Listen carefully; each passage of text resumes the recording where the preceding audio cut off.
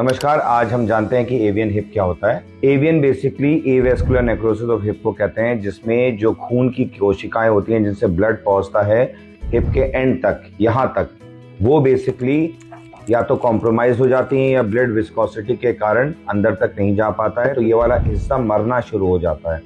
And starting में patient को pen होता है, धीरे धीरे धीरे जैसे जैसे बीमारी बढ़ती जाती है, स्टेज 1, स्टेज 2, स्टेज 3, स्टेज 4 होते होते हेड कोलैप्स होना शुरू होता है। तो पैर के रोटेशन में, हिप के बेंडिंग में, वॉकिंग में, क्लाइंबिंग स्टेज में, धीरे धीरे सारी एक्टिविटीज में हमें पेन आने लगता है। This is what avian is. Avian होता ही क्यों है? क्यों एक यंग पेशेंट को, 20-21 साल के मरीज को, 20-21 साल के यंग मेल को सडनली हिप पेन शुरू हो जाता है, वो डॉक्टर के जाता है और पता चलता है एवियन हो गया है? रीजंस: स्मोकिंग, स्टीरॉयड इनटेक, चाहे वो आपने बॉडी बनाने के लिए लिया हो या फिर किसी डिसीज के लिए लॉन्ग टर्म तक आपको चला हो, जैसे स्पेशली कोविड में पेशेंट्स को चला है। स्मोकिंग, स्टीरॉयड तो बहुत ही कॉमन कॉज हो गए, अल्कोहल इनटेक हो गया, कुछ ब्लीडिंग डिसऑर्डर्स होते हैं, कोगुलेशन जो कोगुलोपैथीज कहलाती है, जैसे सिकल सेल डिसीज हो गई। पोस्ट एनी ट्रॉमा, आपको कभी हिप में फ्रैक्चर हुआ हो और उसके कारण एनाटमी में डिस्टर्बेंसेस हुए हैं, पोस्ट ट्रॉमा भी एवियन होने की संभावना बहुत ज्यादा रहती है। HIV, radiation for long durations, chemotherapy, ये कुछ और रीजंस हैं जिनके कारण एवियन होने की संभावना बहुत बढ़ जाती है। एवियन के पेशेंट्स को क्या क्या चीजों का प्रिकॉशन करना चाहिए? Don'ts which are very important for avian patients are: सबसे पहला है कि आपको स्मोक अगर आप करते हैं तो you should leave smoking, quit smoking. Alcohol यानी शराब का सेवन बंद कर देना चाहिए। अगर आप स्टीरॉयड डिपेंडेंट हैं, यानी आपको या तो कोई डिसीज है जिसमें आपको कॉर्टिकोस्टेरॉइड्स लेने पड़ते हों, तो ऐसी डिसीज में अपने डॉक्टर से कंसल्ट करिए and reduce the doses of your steroids.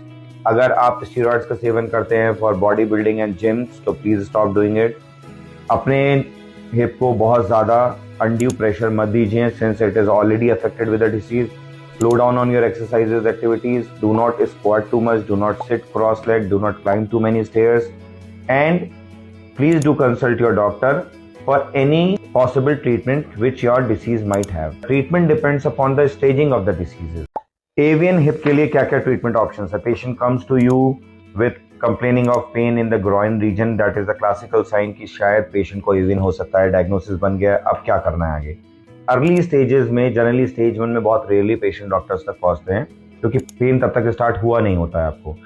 तो स्टेज 2, स्टेज 3 में पेशेंट आता है with groin pain, difficulty in walking, कुछ एक्टिविटीज में, स्क्वाटिंग में पेन होना।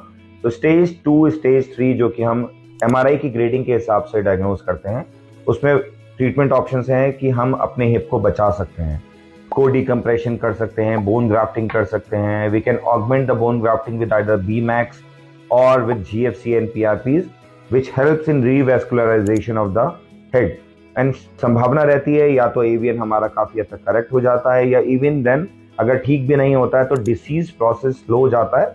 एंड एवियन जो कि हमारे कूल्हे को बहुत जल्दी खत्म करने वाला था, तो डिसीज प्रोसेस स्लो होने के कारण हमारे पास काफी लंबा वक्त मिल जाता है। व्हाट इफ अगर पेशेंट हमारे पास ग्रेड 4 में आता है एंड हेड कोलैप्स कर चुका होता है एंड पेशेंट सीवियर पेन में होता है? जनरली ऐसे में पेशेंट को डिले नहीं करना चाहिए। Consult your doctor and the only treatment which an avian hip in stage 4 which gives good results are total hip replacement.